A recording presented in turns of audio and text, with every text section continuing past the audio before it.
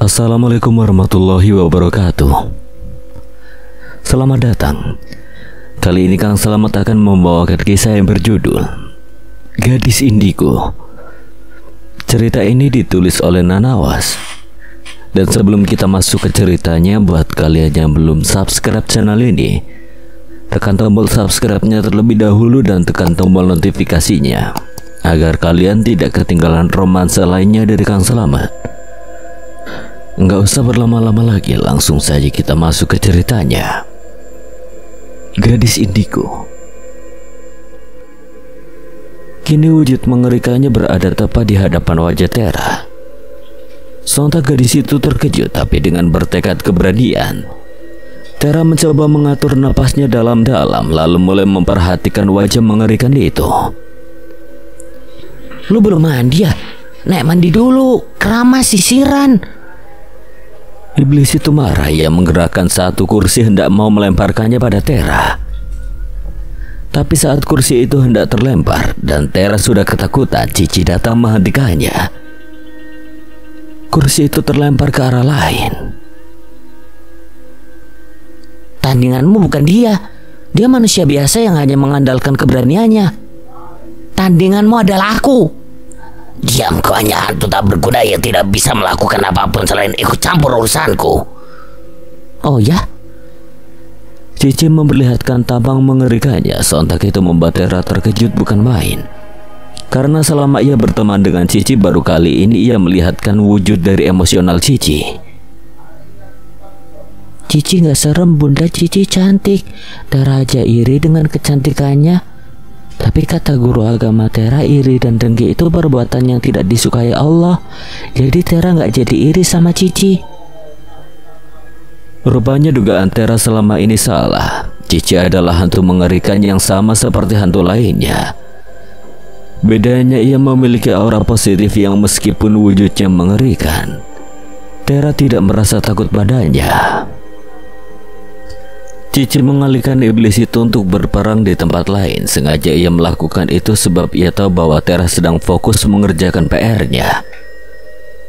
Suasana kembali normal. Tera benar-benar berterima kasih pada Cici yang rela terluka menghadapi iblis jahat itu hanya demi melindunginya. Bel masuk berbunyi. Sialan. Harusnya tadi Tera sudah selesai mengerjakannya, tapi karena terjadi insiden tidak disangka-sangka itu, Tera jadi tidak bisa selesai mengerjakan. Tera, lu apaan sih ngerjain tugas saja pakai pintu ditutup segala? Gorden juga ditutup, lu ngerjain tugas apa mau uji nyali? Tanya Jessica kesal. Lalu kemudian ia duduk di samping Tera. Pantas saja murid-murid yang mau masuki kelas menatap Tera tak suka. Rupanya tertutupnya ruangan kelas tadi dapat disaksikan oleh mereka. Hanya saja mereka tidak dapat mendengar apalagi melihat apa yang terjadi di dalam sana. Ya nggak apa-apa, biar fokus aja gue belajarnya. Udah selesai PR-nya? Belum, aduh Jess tolongin gue dong. Ini 5 soal lagi belum. Bantu gue ya. Ya udah nih lo kerjain, gue udah beres. Jessica menyodorkan buku PR-nya lalu hendak Tera salin, namun terlambat. Arkan lebih dulu masuk kelas dan memperhatikan Tera yang sedang menyalin soal di buku milik teman sebangkunya. Tera Irvania, saya sudah masuk kelas dan hentikan kegiatan apapun selain fokus pada ajaran saya hari ini. Jika di hadapan Tera, pria itu cenderung manis. Tentunya berbeda pada saat pria itu berada di depan kelas. Ia akan terkesan tegas dan ditakuti banyak murid. Tera diam. Ia mengikuti murid lainnya yang duduk tegak berhadapan dengan guru di hadapannya. Selamat pagi murid-murid. Pagi Pak. PR yang saya suruh kerjakan di rumah kemarin sudah selesai? Sudah Pak. Arkan memperhatikan Tera yang tidak menjawab pertanyaannya. Gadis itu terlihat panik rupanya. Tera Irvania, kamu sudah mengerjakan PR-nya kan? Tanya Arkan seolah sengaja menanyakan itu agar Tera semakin terpojokan. Belum Pak. Kebiasaan Arkan selalu menggebrak meja jika ia mendengar murid yang belum mengerjakan PR. Keluar dari kelas dan kerjakan PR di luar kelas. Oke. Tera segera bangkit dari tempat duduknya dan keluar dari kelas tanpa menoleh pada Arkan sedikit pun. Dia marah sama saya. Mata pelajaran sedang berlangsung. Arkan keluar kelas memastikan Tera di sana sedang mengerjakan tugasnya. Namun rupanya Tera tidak ada di sana. Kemana gadis itu? Gadis nakal. Arkan mencari keberadaan Tera. Sontak hal itu membuat beberapa murid curiga bahwa guru mereka dengan salah satu murid bernama Tera ada something. Tak sulit menemukan Tera. Gadis itu duduk di atas anak tangga sambil menyimpan kedua tangannya di bawah dagu. Entah apa yang sedang ia pikirkan, tapi yang pasti Arkan tersenyum melihat ekspresi wajah yang Tera sepertinya sedang kesal. Tera, Pak Arkan ngapain kesini? Sana pergi. Kamu ngusir saya. Saya suruh kamu ngerjain tugas malah kamu berada di sini, ngelamun gak jelas lagi. Terus saja marah-marah. Mendadak Arkan diam. Ia jadi merasa bersalah sudah memarahi gadis kesayangannya. Maaf, saya harus bersikap profesional. Bukan berarti kamu orang yang saya sayangi lalu saya memanjakan kamu di sekolah. Tapi yang tadi itu bikin nyesek. Tera, maaf, jangan marah lagi. Sebagai gantinya nanti sore setelah pulang kuliah saya mau ajak kamu ke satu tempat. Kamu mau? Kuliah? Bapak kuliah? Saya sebenarnya tidak begitu senang kamu sebut bapak, apalagi memakai kata saya kamu. Tapi karena sudah terbiasa di sini, jadi saya harus bersikap selayaknya guru. Saya masih kuliah S1 semester 2 pada tahun pertama. Jadi lu masih muda dong. Jaga bicara kamu ya, Tera. Kamu dan saya berbeda 3 tahun dan itu sudah cukup jauh. Ya tetap aja masih muda. Anak kuliahan kan ngomongnya gaul-gaul, gue luan. Pantes muka lu muka fuckboy. Gak jelas. Gimana, mau kan ngedate nanti sore? Nah gitu dong, jangan pakai bahasa baku. Jadi ngedate nih ceritanya. Iya, tapi sekarang lu kerjain apa yang gue suruh. Malasar, apa? Berani sekali kamu menyebut nama saya. Yang gak apa-apa kan, something the secret. Udah cepet kerjain tugasnya, Tera. Jangan keras kepala. Iya kan, ya udah gue kerjain dulu ya. Ajarin dong. Gue harus balik ke kelas. Tera baru tahu rupanya Arkan masih kuliah dan ia berada di sekolah ini karena perintah kakeknya. Ia disuruh mengajar di sekolah sebab memang tingkat kecerdasan Arkan tidak dapat diragukan lagi. Pantas nama sekolah ini adalah Anugraha yang artinya Arkanugraha. Dan memang sekolah ini nantinya akan menjadi miliknya. Menyesal Tera menolaknya jika pada kenyataannya umur mereka hanya terpaut 3 tahun saja. Tera pikir pria itu sudah berumur, ia tidak mau memiliki daddy sugar. Jika tahu begini, Tera jadi ingin ditembak kedua kalinya dan ia sudah sangat siap menerimanya. Reni tertawa di depan cermin. Kini saatnya ia mencari mangsa kedua dan tentunya harus gadis perawan. Untuk menghancurkan sang target dibutuhkan waktu cukup lama. Pertama mendekatinya, kedua mencoba akrab dengannya ketika masuk dalam kehidupannya. Aku tidak akan tua, aku akan tetap abadi dengan kecantikanku selamanya. Bukankah dulu seseorang membuangku hanya karena wanita lain lebih cantik dariku? Miris. Aku dijadikan seperti sampah dan pada akhirnya sampah ini sekarang dilirik banyak manusia. Aku tidak tua dan tidak akan pernah tua. Ucapan tersebut dapat Tera dengar meskipun dalam jarak cukup jauh. Ia tahu iblis itu bermain licik. Ia tidak akan langsung menghabisi seseorang dalam waktu sekejap. Ada yang iblis itu incar. Tapi siapa? Di tempat lain, Tera memikirkan soal siapa yang sebenarnya iblis itu incar. Apakah dirinya atau ada pihak lain? Memang jika dipikir-pikir tidak mungkin iblis itu datang tanpa tujuan. Jika hanya sekedar untuk berpenghuni, di setiap sudut sekolah juga banyak hantu-hantu berpenghuni. Tapi iblis itu memiliki tujuan lain, bukan untuk menghuni sekolah ini. Tera, gawat, iblis itu sedang bercermin dan dia mau mencari tumbal berikutnya untuk keabadian kecantikannya. Gawat Tera, darurat, ucap Cici yang tiba-tiba datang berteriak heboh sekali. Ngomong-ngomong, Cici itu hantu Cina. Jadi ketika ia menyebutkan kata R itu tidak begitu kental. Gue udah tahu. Entah kenapa aku selalu telat mengirim informasi padamu. Tapi target berikutnya siapa ya? Penglihatan gue gak bisa bekerja, Ci, aneh. Biasanya gue bisa tahu apa yang akan terjadi, sekarang enggak. Duh, gimana kalau gue target berikutnya ya? Menurutku sih bukan, tapi bisa juga iya. Tapi sepertinya bukan, apa mungkin juga iya sih? Lah, lu gak konsisten banget kalau ngomong. Aku ini sedang menebak-nebak. Tapi sepertinya dia mencari yang masih gadis. Apakah kau masih gadis? Lu pikir gue janda apa? Tidak, maksudku bukan seperti itu, Tera. Apa kau sudah datang bulan? Haid maksud lu? Gue belum haid, kayaknya dekat-dekat ini gue haid. Jangan-jangan kau tumbal berikutnya.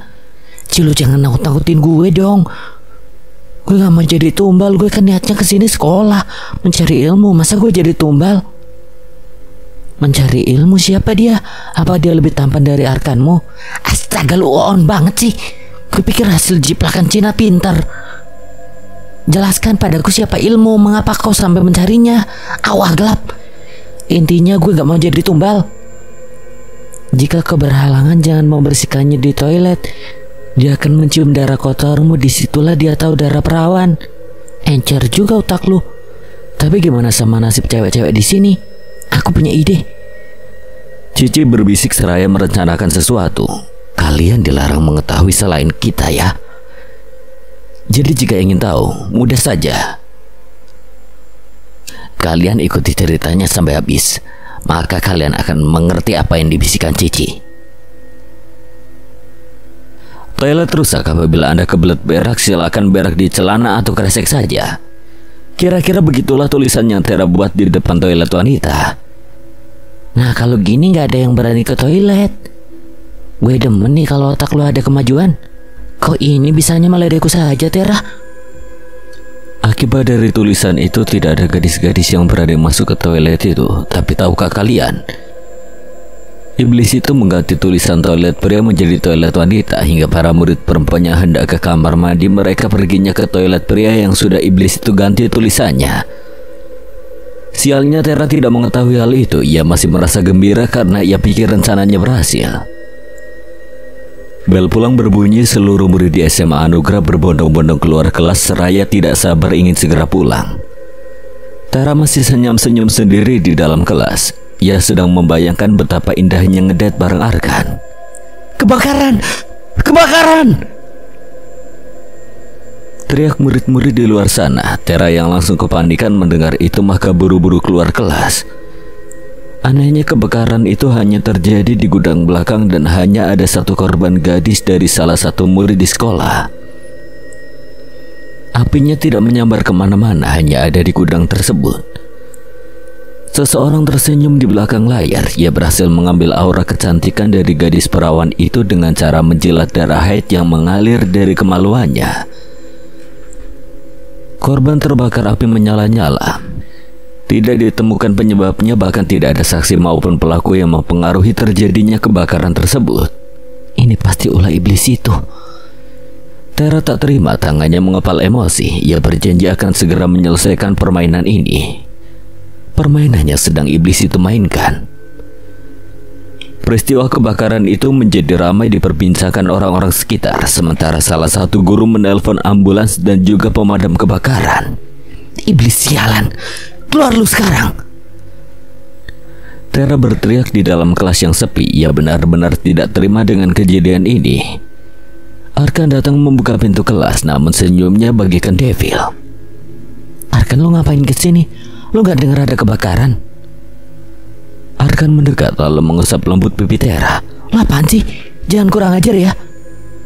Seketika wajah Arkan berubah menjadi nenek tua itu. Sontak Tera mundur ketakutan. Kamu sudah melangkah jauh, Tera. Kau sudah mendekat pada ajalmu. Hari ini aku cukup kenyang dengan gadis perawan yang sudah aku jadikan tumbal. Tapi karena sepertinya kau menantangku, maka aku rasakan lebih mengenyangkan lagi apabila kau menjadi yang berikutnya hari ini. Tera semakin mundur ketakutan. Cici yang berada di luar kelas tidak bisa memasuki area yang sudah iblis itu kunci dengan kekuatannya. Aku bisa menjadi manusia, bisa pula menjadi iblis. Seragamku menunjukkan bahwa aku guru, tapi wajahku menunjukkan bahwa aku penguasa di muka bumi ini. Berhenti menganggap diri lu lebih kuat dari apapun. Karena gue percaya Tuhan gue cuma satu, Allah Subhanahu wa Ta'ala. Di mana Tuhanmu? Bahkan ia tidak bisa membantumu saat ini. Ayolah Tera, aku beri kamu dua pilihan: menjadi budakku dan turuti apapun kemauanku, maka kau akan selamat. Atau kau terus menentangku dan melewati ajalmu. Saya percaya Anda manusia, tapi hati dan tubuh Anda dipengaruhi oleh iblis. Katakan siapa yang menjadi target utama Anda di sini, dan urusan apa yang sedang kau kerjakan di sini. Burani, ilmumu itu hanya akan membawamu pada malapetaka. Berhenti ikut campur dan terus berkhotbah. Saya tidak membutuhkan apapun yang keluar dari mulut kamu. Sampah ya, benar. Anda memang sampah, dan selamanya akan menjadi sampah. Iblis itu marah luar biasa. Ia mengangkat semua kursi yang ada di kelas dengan kekuatannya. Kursi itu hendak menyerang Tera, namun lantunan doa terdengar menggema hingga membuat kekuatan itu mulai runtuh.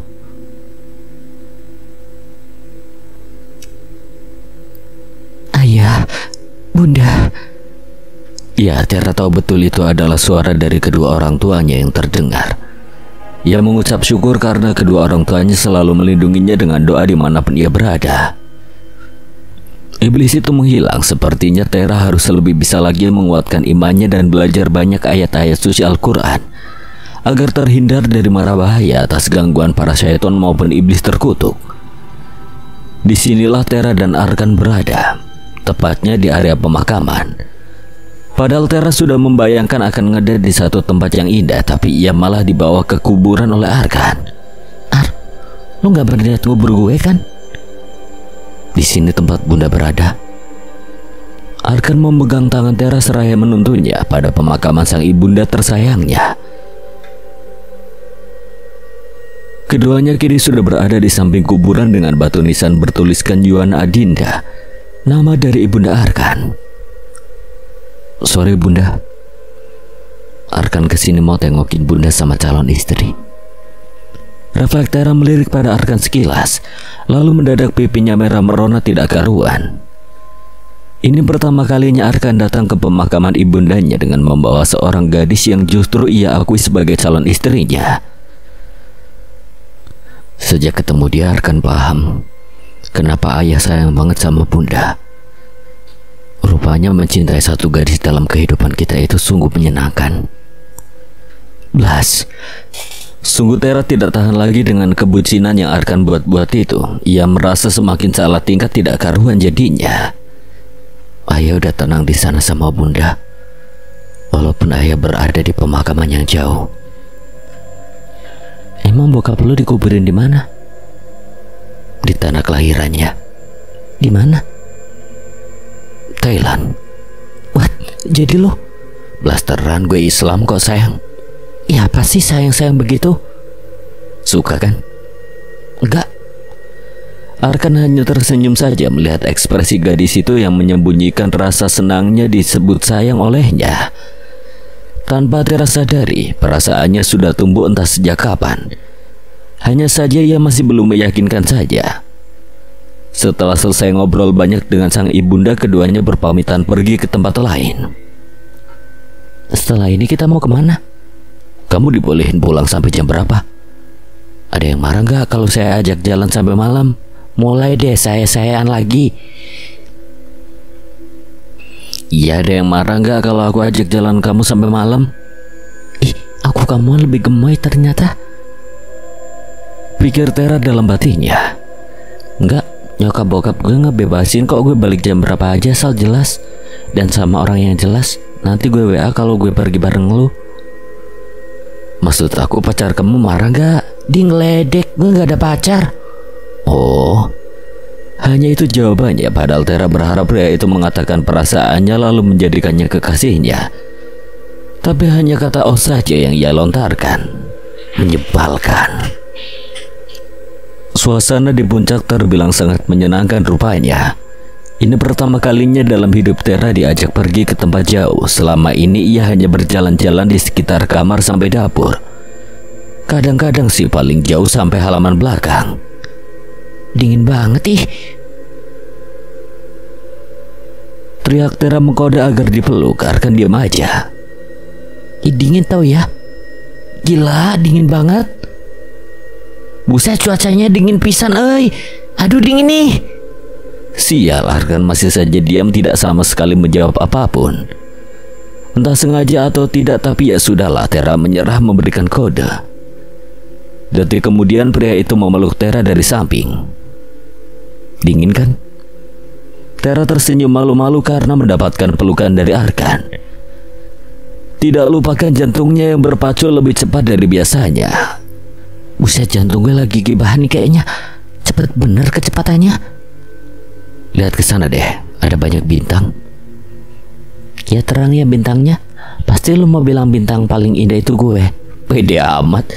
Gue cuma mau kasih tahu kalau di atas langit sana ada bintang tapi nggak ada bulan. Ya adanya gue yang lebih terang daripada keduanya. Ya terserah kamu aja deh. Gak konsisten.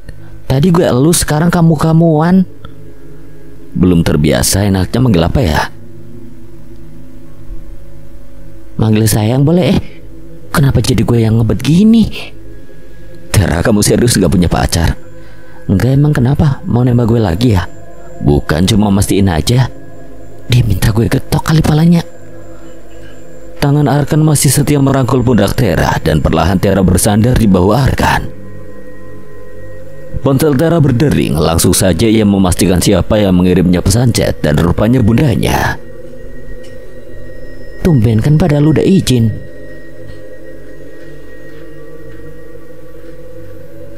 Kenapa sayang? Ini bunda WA aku, ada apa ya? Coba buka chatnya. Sayang, ada Rehan nih ke rumah, dia baru pulang kemarin dari Singapura. Dia langsung nemuin kamu ke sini. Kamu mau pulang jam berapa?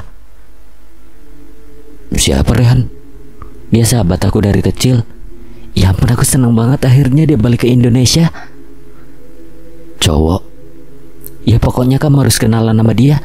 Dia asik banget anaknya, walaupun dingin sih emang. Tapi serius kalau udah kenal deket. Keren banget sumpah. Kangen banget sama dia. Tanpa Tera sadari perkataan itu membatalkan sakit. Sebentar lagi ya, aku mau ungkapin sesuatu sama kamu. Arkan, lu ngerti gak sih gue lagi seneng banget Ray dateng. Apa gak bisa besok aja gitu ngomongnya? Oke, kita pulang. Saat itu juga keduanya harus mengakhiri acara ngedate bareng. Di sepanjang perjalanan tak ada hentinya Tera menceritakan perihal Rehan. Dari mulai awal keduanya bertemu, bersahabat, bahkan sampai benar-benar kepikiran untuk berkeluarga. Konyol banget gak sih? Dulu pas kecil tuh gue sama dia sampai main nikah-nikahan. Arkan dapat merasakan bahwa persahabatan keduanya tidaklah beres. Entah Tera atau Rehan yang memiliki perasaan lebih, atau mungkin keduanya sama-sama memiliki perasaan yang serupa. Entahlah. Jika Arkan bertanya saat ini pada Tera, ia tidak mau merusak suasana di mana Tera sedang senang hari ini atas kedatangan sahabatnya itu. Jadi sebaiknya Arkan pantau dulu saja. Jika sudah dapat ia simpulkan, maka tanpa aba-aba Arkan akan menyingkir lebih dulu dan membiarkan gadisnya bahagia atas pilihannya. Rehan. Tera langsung memeluk pria itu di hadapan Arkan. Karin yang melihat itu seolah mengerti bahwa di sana ada Arkan yang tidak suka melihat Tera berpelukan dengan pria lain. Bukan mahram, gak boleh peluk-pelukan. Ucapnya yang kemudian membuat Tera cemberut kesal, lalu melepaskan pelukannya dengan Rehan. Ada Pak Arkan, ayo masuk Pak, kita ngobrol di dalam. Di sini aja Tan, di luar nggak apa-apa. Karin membiarkan Arkan berada di luar seraya memperhatikan Tera dan Rehan berbincang-bincang. Bahkan Arkan merasa tak dianggap di sini, tapi Karin seolah berusaha mencairkan suasana agar Arkan tidak merasa canggung. Pak, mau minum? Enggak Tante, nggak apa-apa, saya di sini aja. Jangan panggil Pak, sebenarnya saya masih muda Tante, masih kuliah S1. Oh, saya baru tahu. Ya udah, maaf ya Arkan. Tera emang kalau udah sama teman lamanya gitu suka lupa kalau ada orang lain di sini. Bahkan bundanya sendiri aja gak dilirik. Arkan hanya membalasnya dengan senyuman yang seolah mengartikan bahwa ia tidak apa-apa. Karin masuk ke dalam rumah dan kini hanya tinggal ketiganya yang berada di depan rumah. Oh iya Rey, ini Arkan. Arkan ini guru di sekolah gue. Ucap Tera seraya memperkenalkan Arkan pada Rehan. Rey, pria itu hanya berekspresi datar, entah tidak menyukai kehadiran Arkan atau memang wataknya yang seperti itu. Rehan. Ucapnya singkat tanpa tersenyum sedikit pun dan Arkan hanya membalasnya dengan anggukan. Tera, saya pulang dulu, udah malam. Ucap Arkan yang tidak sama sekali Tera pedulikan. Ia malah asik memeluk Rehan seraya melepaskan rasa rindu yang sejak dulu tak terlampiaskan. Tera, saya pulang. Kali ini suara Arkan lebih keras, lalu berhasil membuat Tera melepaskan pelukannya dari Rehan. Ada sedikit rasa sakit yang dapat Arkan rasakan saat dimana gadisnya memeluk pria lain. Padahal tadi mereka bersama saling merangkul dan memeluk, lalu di waktu bersamaan pula Tera malah memeluk pria lain tepat di hadapannya. Ya udah kalau mau pulang ya pulang aja sih. Tera berubah tak seperti tadi yang bersikap sangat manis pada Arkan. Yang tadi lupain aja. Arkan segera pergi begitu saja seketika Tera merasa bersalah dengan ucapannya. Ya ampun, kenapa gue bego banget. Gue ngapain ngomong gitu coba sama dia. Buru-buru Tera mengejar Arkan sampai depan gerbang rumahnya sebelum Arkan masuk ke mobilnya. Mereka ada hubungan. Arkan dengerin gue dulu, please, maaf. Gue nggak maksud kayak tadi, gue mohon maaf. Tera menahan Arkan yang hendak mau masuk mobil. Arkan menghela napasnya kasar. Buat apa minta maaf? Kok gitu ngomongnya, sumpah aku gak bermaksud ngusir. Aku cuma tadi kangen aja sama Rey, aku gak ada. Besok jangan datang ke sekolah terlambat. Jangan kebanyakan pelukan dan terlalu lama berduaan sama sahabat kamu. Karena besok bukan saya lagi yang hukum kamu saat terlambat, tapi guru BK. Apa sih maksudnya? Kok gitu lu mau menghindar dari gue? Kenapa kalau saya menghindar? Kamu pikir ngelihat kamu pelukan sama cowok lain gak bikin saya sakit hati? Saya sudah beranggapan kamu yang tepat untuk saya. Bahkan saat saya mau mengatakan perasaan saya, kamu lebih mementingkan kehadiran pria itu. Saya tahu dia lebih dulu kenal kamu. Dia sahabat kamu dan saya juga tahu dia menyukai kamu. Setelah mengatakan itu, Arkan pergi meninggalkan Tera. Ia segera masuk ke dalam mobilnya tanpa mau mendengarkan apapun yang keluar dari mulut Tera. Bulir air mata keluar membasahi pipi Tera. Ia menangis bukan karena ucapan Arkan, tapi karena dirinya sendiri yang bodoh atas sikapnya. Seharusnya jika benar hatinya untuk Arkan, ia dapat menjaga perasaan Arkan. Gue gak mau lo pergi, Ar. Gue terlanjur jatuh cinta sama lo. Pagi harinya Tera tidak datang terlambat karena ia tidak mau dihukum jika bukan Arkan yang menghukumnya. Ia datang ke sekolah dan hendak menghampiri Arkan ke ruangannya, namun saat sampai pada depan pintu ruangan, ia melihat iblis itu sedang berbincang dengan Arkan. Mata Tera membulat sempurna. Ia melihat tangan iblis itu bergerak menunjukkan kekuatannya. Jari jemarinya menunjuk pada leher Arkan, hingga membuat pria itu sedikit sesak. Meskipun secara diam-diam tetap saja itu jahat. Assalamualaikum. Untung saja Tera keburu datang. Jika tidak, Arkan tidak akan selamat hari ini. Tera, kamu ini kalau datang ketuk pintu dulu. Ya nggak apa-apa kan, pintunya kebuka. Emang lagi ngomongin apa, Bu? Tanya Tera yang diam-diam matanya menyorot tangan Reni yang saat ini sudah tidak lagi menggerakkan jarinya. Ilmu hitam yang Reni pergunakan tentunya membahayakan dan dapat menimbulkan kematian. Bu Reni, nanti saya urus soal nilai siswa kelas 10 ya. Kamu murid tidak punya sopan santun, Tera. Saya heran kamu seperti membenci saya. Padahal saya dan kamu tidak ada masalah apapun. Kamu cemburu saya dekat dengan Pak Arkan. Hah? Cemburu?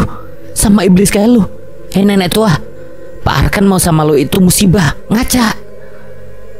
Reni tersenyum dengan ucapan Tera. Meskipun senyumannya samar-samar, tapi dapat Tera lihat bahwa iblis itu meremehkannya. Kamu pikir saya akan sakit hati dengan perkataan kamu? Kita lihat siapa yang akan sakit hati di sini. Tera Irvania, kamu bisa jaga sikap kamu sama guru sendiri. Kamu dididik di sini untuk memiliki moral, attitude, dan nilai-nilai agama. Lalu sikap kamu saat ini apa namanya, Tera? Tidak sopan sama sekali terhadap guru sendiri. Bahkan kamu mengatainya iblis. Tapi Pak, sumpah demi Allah, dia itu emang iblis berkedok manusia. Jaga ucapan kamu. Rahang Arkan mengeras. Ia mengangkat tangannya hendak mau menampar Tera. Tapi kemudian ia mengontrol kembali emosinya hingga tidak terjadi aksi tampar-menampar. Tera meneteskan air matanya. Ia segera keluar dari ruangan Arkan tanpa mengatakan sepatah kata pun. "Tera!" Teriakan Arkan yang tidak sama sekali Tera pedulikan. Sudah kukatakan iblis tidak memiliki hati nurani untuk sakit hati pada ucapan manusia. Dan lihat siapa di sini yang sakit hati. Tera. Jika kamu menganggap saya iblis, selalu kamu siapa? Manusia lemah. Cici hendak naik ke atas pohon beringin, tapi pohonnya begitu tinggi dan ia tidak pernah sekalipun naik ke atas pohon setinggi itu. Apakah tidak ada pohon toge di sini untukku? Ia bingung bagaimana cara naik ke atas. Cici bukanlah hantu yang pandai menghilang. Terkadang berjalan saja ia lupa bahwa bisa menembus.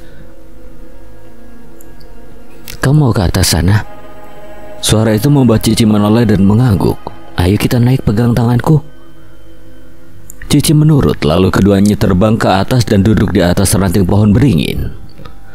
Pertama kalinya untuk Cici naik ke atas pohon setinggi itu menurutnya. Wah, menyenangkan, bagaimana kau bisa terbang? Memangnya kau tidak bisa? Aku bukan kuntilanak, bahkan untuk menghilang saja kadang aku lupa mantranya. Kau hantu Cina ya? Iya, namaku Cici, kau siapa? Aku Ovi. Ovi. Oh iya, Ovi. Terserah kau saja. Kau di sini punya teman manusia ya? Iya, namanya Tera, tapi dia galak sekali. Terkadang aku diusir untuk masuk kamarnya saja. Aku harus melakukan 3 hal. Pertama, mengatakan bahwa dirinya cantik. Kedua, sama dengan yang pertama. Dan ketiga, sama saja seperti pertama dan kedua. Kau bodoh sekali. Intinya saja bahwa kau hanya menggunakan password mengatakan dirinya cantik. Ya, itu maksudku. Kau sudah lama di bumi? Dari Tera berumur 10 tahun, saat itu pula aku berada di sini. Oh begitu. Keduanya asik berbincang-bincang, ngobrol banyak hal dengan segala pembicaraannya menurut mereka menarik. Perkenalan keduanya begitu singkat dan mudah sekali akrab. Sepertinya Ovi cocok berteman dengan Cici, sebab Cici lugu-lugu gemas sepertinya, tidak seperti Yoya dan Elisa. Mereka sangat barbar sekali. Tera menangis di rooftop. Bahkan ia tak sama sekali mau masuk kelas untuk mengikuti pelajaran sekolah. Bila perlu ia ingin pulang saja rasanya saat ini. Tera. Suara tak asing itu membuat Tera menoleh dan melirik tak suka. Ngapain lu kesini? Arkan menghampiri dan duduk di samping Tera, sementara Tera berusaha menyingkir. Namun sayangnya Arkan menahan pergelangan tangannya hingga dengan terpaksa keduanya harus duduk bersampingan. Kenapa gak ikut pelajaran kelas? Malah nangis di sini. Udah pinter kamu. Lu yang bikin gue malas ngikutin pelajaran sekolah. Apa maksud lu tadi belain dia? Bahkan lu mau nampar gue. Lu balas dendam gara-gara kemarin malam gue usir lu.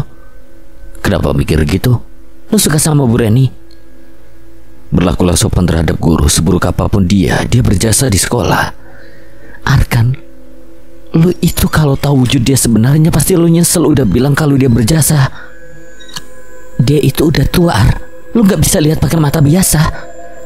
Bukan soal tua, cantik atau kayanya, tapi soal bahwa kita harus memiliki sopan santun terhadap siapapun. Baik buruknya manusia biar Tuhan yang menilai. Kita sebagai manusia hanya perlu melakukan 3 hal. Pertama, bersikap sopan santun. Kedua, menghargai. Ketiga, memiliki moral agama. Tapi dia gak beragama. Dia itu iblis, Arkan. Lo harus percaya sama gue. Dia manusia, Tera. Iblis. Manusia. Iblis. Kamu bilang gitu karena cemburu ya? Ih, apa sih? Gak. Arkan semakin merapatkan tempat duduknya, lalu ia hendak mencium pipi Tera, tapi gadis itu sudah lebih dulu memukul perutnya. Kok dipukul sih sayang? Kurang ajar lu ya, mau cium gue? Pipinya doang dikit. Katanya harus punya nilai agama. Mana nilai agama lu? Ada di dosen, alhamdulillah nilainya bagus semua. Gak kayak kamu. Nilai pelajaran apapun paling gede 7. Lu ngeledek gue? Enggak, cuma ngasih tahu. Gue udah tahu. Baguslah, jadi tahu juga kan harus belajar lebih giat lagi. Enggak. Tera, kamu bener-bener minta aku cium. Gila. Arkan meraih tangan Tera. Kini keduanya saling bertatapan seolah saling mengintimidasi perasaan masing-masing. Mungkin inilah waktu yang tepat untuk Arkan mengatakan lagi perasaannya. Dan berharap kali ini Tera menerimanya dengan tulus. Pak Arkan, maaf saya mengganggu, tapi di kelas IPA ada yang kesurupan. Teriak salah satu murid laki-laki yang datang menghampiri. Refleks Arkan dan Tera saling melepaskan pegangan tangan keduanya. Kesurupan? Iya, Pak. Langsung saja Arkan dan Tera bergegas pergi hendak menghampiri murid yang kesurupan itu. Di sana ada Ovi dan Cici yang mencoba meminta agar si hantu berhenti merasuki ke di situ. Keluar, kau ini tidak punya malu sama sekali. Untuk apa masuk ke tubuh manusia hanya sekedar mengamuk saja? Iya benar, tidak ada kerjaan. Diam kalian, saya gabut. Sontak pernyataan dari hantu tersebut membuat murid sekitar melongo tak percaya. Murid sekitaran langsung membicarakan hantu yang ada di dalam tubuh gadis itu. Jadi dia caper. Kok ada sih hantu gabut masuk-masuk ke tubuh orang? Iya, nggak ada kerjaan, mana susah dikeluarinya. Kira-kira begitulah komentar dari para murid yang berada di sekitaran. Hantu itu semakin marah, ia mengacak-acak kursi dan meja hingga membuat orang sekitaran langsung menjauh. Kau memalukan komunitas perhantuan saja, ayo keluar. Kalau gabut kita main monopoli saja bertiga. Monopoli itu apa, Pi? Permainannya dapat menghasilkan uang banyak, kita bisa pergi ke luar negeri juga loh. Wah, aku mau sekali, aku bosan di sini.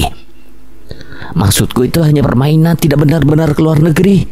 Aku pikir kenyataan kita bisa berjalan-jalan ke luar negeri. Kau malah mengajakku berbincang. Lihat si hantu itu malah mencuri cilok salah satu murid. Benar-benar memalukan. Welah, cilok gue tuh mana lagi enak-enaknya malah dicolong. Saya lapar. Ya gak cilok gue juga lah. Dia mata aku cekik. Langsung saja pria itu bungkam, sementara beberapa murid lainnya masih memperhatikan kegiatan hantu itu yang sedang menggunakan tubuh seorang gadis untuk makan cilok gratis. Arkan dan Tera datang memasuki kelas. Keluar lu. Itu dia temanku. Cantik kan?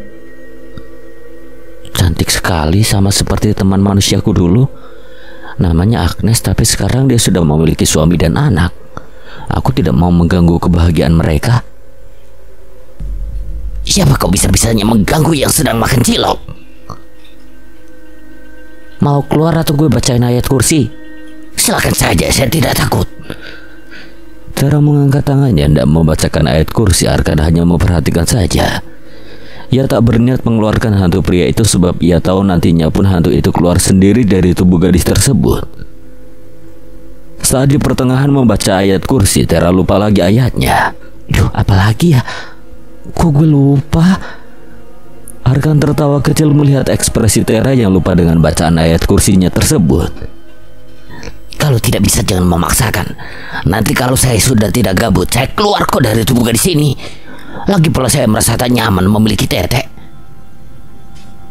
Hantu sableng. Reni yang tahu adanya murid kesurupan, ia hendak menghampiri masuk ke dalam kelas tersebut. Sontak kehadirannya membuat Ovi kabur dan seketika hantu pria yang berada dalam tubuh gadis bernama Gina itu langsung keluar dari tubuh gadis tersebut. Saya pergi dulu, ada iblis. Gina, gadis yang dirasuki itu pingsan. Arkan meminta beberapa murid membawanya ke UKS. Tera melirik ke arah iblis itu. Cici pun sama. Keduanya seolah mengintimidasi Reni. Tera, yuk kita ke kelas. Jessica langsung menarik Tera pergi dari TKP. Arkan meminta para murid untuk kembali pada kelas masing-masing, sementara ia dan Reni berjalan bersamaan keluar kelas. Murid tadi kenapa, Pak? Kesurupan. Oh ya, sudah saya katakan jangan panggil Bapak, Arkan saja biar lebih akrab. Oh iya Pak, Arkan. Bagus, rencanaku berjalan sempurna. Sepertinya Arkan mulai tertarik padaku. Iblis itu menggerakkan jarinya dan menunjuk pada bagian dada Arkan hingga membuat Arkan sedikit kesakitan akibat ilmu hitam yang sedang Reni pergunakan. Kenapa Arkan? Dada saya sakit kayak ditusuk-tusuk. Mungkin kecapean, mau saya antar ke UKS? Gak perlu, biar saya istirahat di ruangan saja. Tenang saja, kamu tidak akan mati saat ini Arkan. Saya hanya suka bermain-main. Tapi seketika jari Reni terhenti. Ia merasa tubuhnya kepanasan. Alhamdulillah sakitnya udah hilang. Kenapa bisa dia mempercayai suci? Sialan. Gue bingung. Kenapa setiap kali gue mau nyatain cinta sama Tera ada aja halangannya? Karena aku bodoh. Kau menyatakannya tidak pada waktu yang pas dan tempat yang oke. Arkan menoleh. Ia tahu pemilik suara itu Ovi, teman hantu yang sejak kecil selalu bersama Arkan. Arkan adalah anak tunggal dari Yuana dan Ozzy. Kedua orang tuanya sudah lama meninggal dunia saat usia Arkan menginjak 15 tahun. Saat itu pula ia kehilangan seluruh hidupnya akibat kecelakaan yang menimpa kedua orang tuanya secara bergantian. Membuatnya parau, bahkan pria itu pernah mencandu obat-obatan terlarang. Siapa sangka Arkan memiliki kemampuan yang serupa sebagai manusia indigo seperti Tera. Lebih tak menyangka lagi Reni adalah neneknya. Hanya saja Reni mengira bahwa Arkan adalah cucu yang dihasilkan oleh anak selingkuhan suaminya. Arkan tahu tujuan iblis itu adalah dirinya. Ia ingin menghancurkan Arkan dan merenggut nyawanya karena ia mengira Arkan adalah cucu Ani selaku wanita selingkuhan Santoso di masa lalu. Gue bego. Bukan gue yang bego. Dianya aja yang gak pernah peka kalau gue sayang sama dia.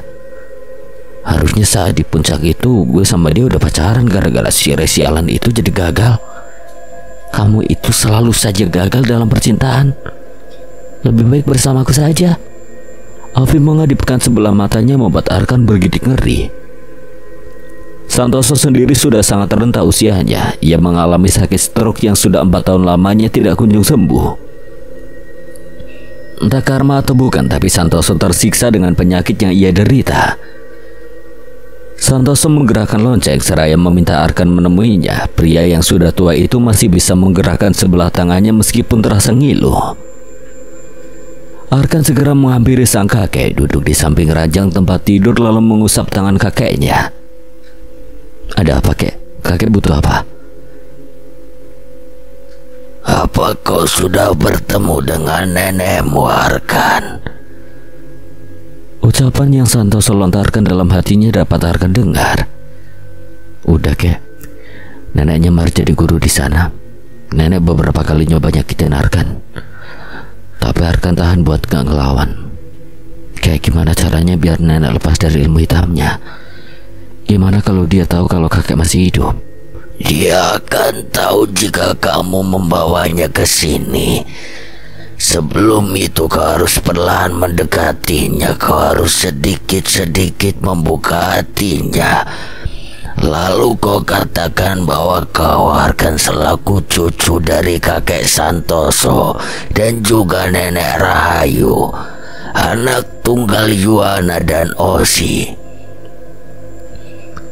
Arkan mengangguk, mengerti itulah sebabnya ia begitu akrab dengan Reni, sebab ia tahu bahwa Reni adalah Rahayu neneknya. Jika Tera mengetahui jati diri Arkan sesungguhnya, mungkin gadis itu akan terkejut dan tidak menyangka.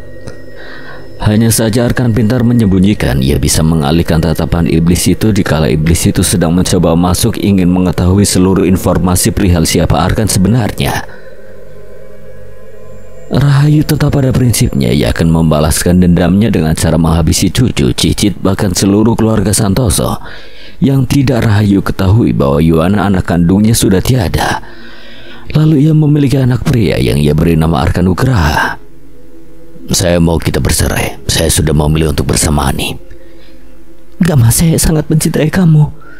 Terutama Yuana masih sangat kecil. Saya mohon jangan tinggalkan saya. Kau lebih memilihnya karena dia lebih cantik dariku. Ya, kau tahu, saya tidak bisa menikah hanya dengan satu wanita. Saya sudah menceraikan banyak istri hanya demi bersamamu.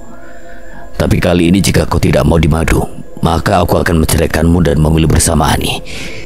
Jangan, Mas, aku mohon, Yuana masih kecil. Yuana akan ikut bersamaku. Aku akan membesarkannya sampai ia tumbuh menjadi anak yang berbakti kepada saya selaku orang tuanya. Saya mau benci kamu. Satu saat saya akan balaskan dendam saya terhadap kamu, Mas. Saya tidak peduli. Bereskan barang-barangmu dan pergi dari sini. Setelah kepergian Rahayu puluhan tahun silam, Yuana dibesarkan oleh Santoso dan Ani, bahkan sampai Yuana tumbuh menjadi gadis remaja. Ani tak dapat memiliki keturunan, itulah sebabnya ia menganggap Yuana sebagai anak kandungnya sendiri. Saat Yuani sudah memiliki calon pendamping hidup, yang ada di sampingnya adalah Ani. Namun setelah pernikahan itu selesai, Ani meninggal dunia karena memang sebenarnya Ani memiliki penyakit yang sejak lama ia sembunyikan dari suami dan anak tirinya itu. Singkat cerita, Yuana hamil anak pertamanya, yaitu Arkan. Dokter sudah menyarankan agar Yuana tidak mempertahankan Arkan, sebab nanti akan berbahaya pada dirinya.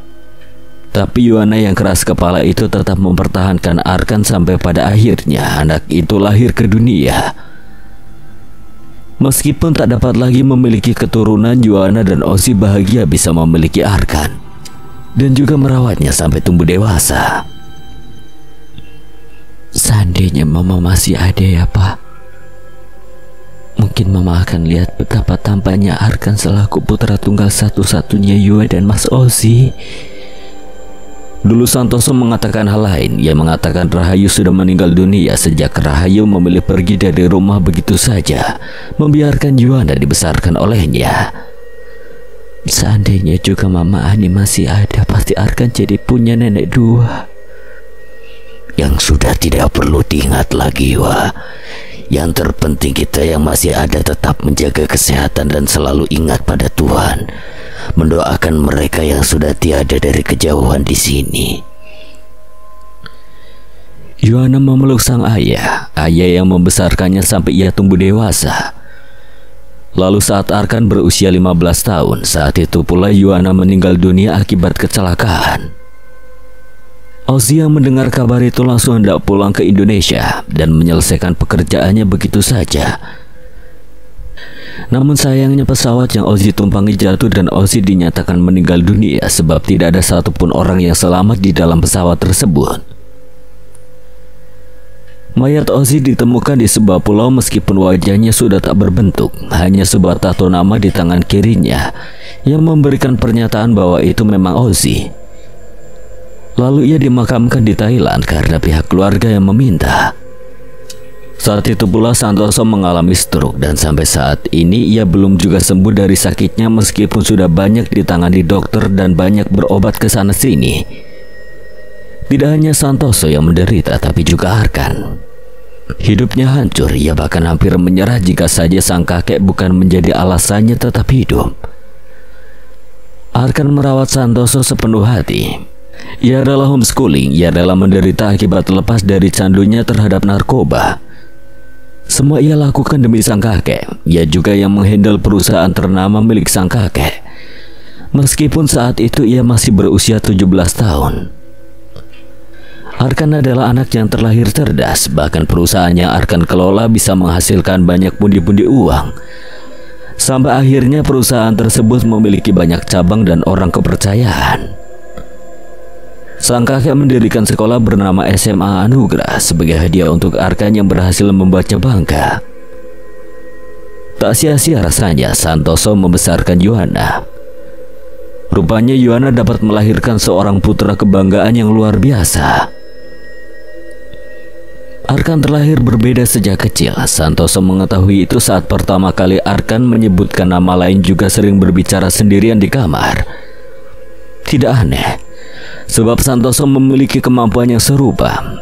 Ia tahu pula bahwa Rahayu menganut ilmu hitam, dan ia tahu bahwa Rahayu akan kembali membalaskan dendamnya. Ada sebuah penyesalan yang mendalam, di mana saat itu Santoso menyesal karena membiarkan Rahayu pergi begitu saja. Tidak seharusnya ia bersikap sekasar itu dan menceraikan Rahayu tanpa rasa berperi kemanusiaan. Jika saja perceraian itu tidak terjadi, mungkin Rahayu tidak akan sampai menganut ilmu hitam. Tentu saja Rahayu melakukan itu agar ia abadi. Ia memiliki uang yang banyak dan hidup dalam harta berlimpah serta tujuannya untuk balas dendam tercapai.